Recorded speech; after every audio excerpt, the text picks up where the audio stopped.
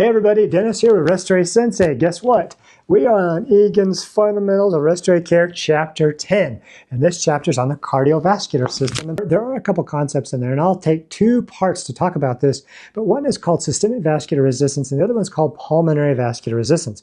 I want to talk to you about in this first segment just what those are, and then in part B of this, we'll talk about the equations and how to calculate these resistance elements.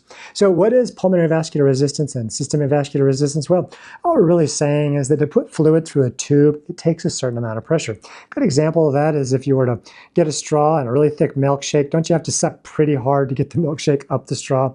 Well, the heart works that way as well, as pushing blood through all the tubes of our body, all of the vessels. And then, of course, it's also pushing it through the vessels of the pulmonary system. Well, if those vessels are collapsed or they're constricted, then the heart has to work harder because there's more what we call resistance.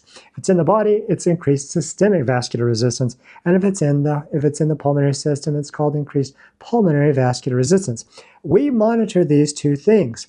If it's in the body, then we can do some things like lower the blood pressure. If it's in the pulmonary system, things get a lot more complex, and we sometimes have to do some calculations. Now, I want to tell you just a really quick nerdy fact that I think is interesting that I'm not sure you need to know at all, but you know, whenever the heart pumps, that's primarily when your blood in your body really tries to move. Because the heart is pumping, it creates pressure, and it moves.